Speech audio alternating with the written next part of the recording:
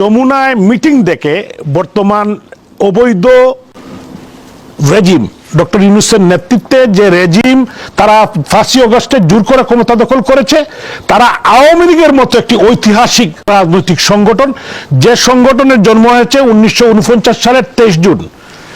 এই সংগঠনের জন্ম হয়েছিল এদেশের মানুষের অধিকার আদায়ের জন্য এবং প্রত্যেকটি বাত এবং বুটের অধিকার আদায়ের জন্য, এই দেশকে স্বাধীন করার জন্য 52 ভাষা আন্দোলনের নেতৃত্ব দিয়েছে আওয়ামী লীগ এবং প্রত্যেকটি গণতান্ত্রিক আন্দোলনে, স্বৈরাচার বিরোধী আন্দোলনে আওয়ামী লীগ নেতৃত্ব দিয়েছে।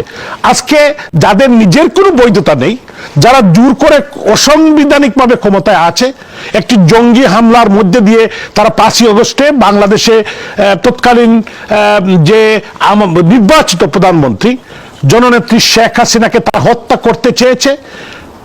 গণভবনে এখানে বঙ্গবন্ধুর কনিষ্ঠ কন্যা শেখ রেহানা উপস্থিত ছিলেন। তারা অতীতেও কিন্তু চেষ্টা করেছিল বিভিন্নভাবে জননেত্রী শেখ হাসিনাকে, বঙ্গবন্ধুর কন্যাদেরকে হত্যা করার জন্য।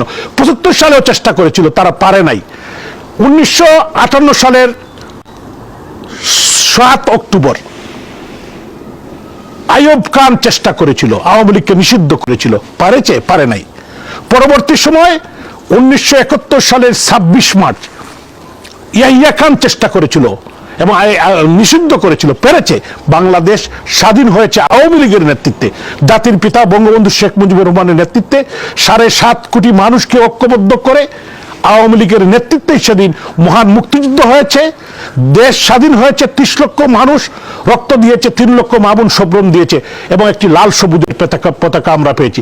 যে আওয়ামী লীগের নেতৃত্বে স্বাধীনতা পেয়েছি, সেই আওয়ামী লীগের মতো একটি বিশাল রাজনৈতিক ঐতিহাসিক সংগঠনকে, যাদের কোটি কোটি সমর্থক, তাকে আজকে তথাকথিত অবৈধ সরকার নিষিদ্ধ ঘোষণা করেছে।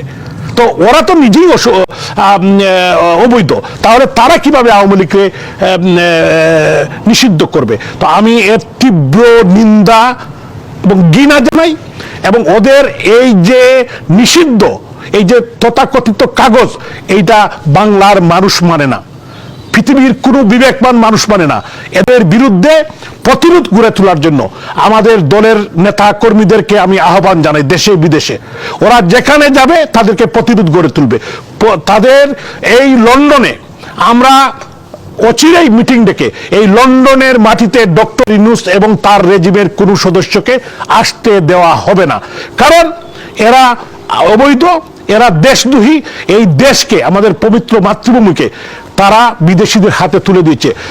আপনারা দেখেছেন করিডোরের নামে, আরাকানের করিডোরের নামে তারা এই দেশ বিক্রি করে দিয়েছে, সেন্ট মার্টিন দিয়ে দিচ্ছে। আজকে আমাদের সার্বভৌমত্ব হুমকির সম্মুখীন। আমাদের বাংলাদেশের আজকে একটি যুদ্ধ অবস্থায়, দেশের ল অ্যান্ড অর্ডার সিচুয়েশন নেই, জিডিপির গ্রোথ 3% নিচে কমে এসেছে। আপনারা দেখেছেন 200-র উপর ইন্ডাস্ট্রি বন্ধ হয়েছে, লক্ষ লক্ষ মানুষ বেকার হয়েছে।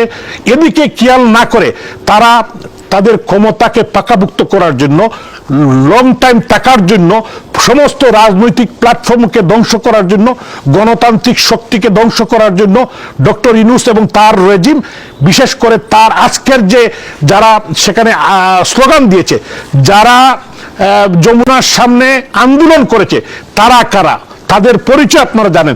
তারা কিন্তু শীর্ষ জঙ্গিরা সেখানে ছিল।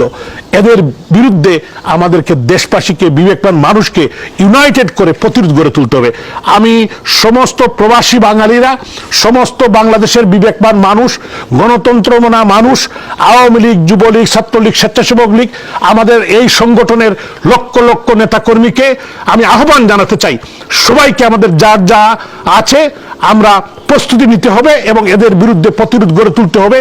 আমি একটি কথা বলতে চাই, ওরা কি আওয়ামী লীগের বিচার করবে? ওরা কি বঙ্গবন্ধু কন্যা শেখ হাসিনার বিচার করবে? আমি আজকে বলতে চাই, ডক্টর ইউনূস এবং তার যে এই রেজিম, আসিফ নজরুলদের বিচার রেসকোর্স ময়দানে হবে, এই বাংলাদেশের মানুষের সামনেই হবে, ইনশাল্লাহ, ইনশাল্লাহ, ইনশাল্লাহ। আপনারা সবাই ভালো থাকবেন। জয় বাংলা, জয় বঙ্গবন্ধু, জয় জননেত্রী শেখ হাসিনার, জয় আওয়ামী লীগ।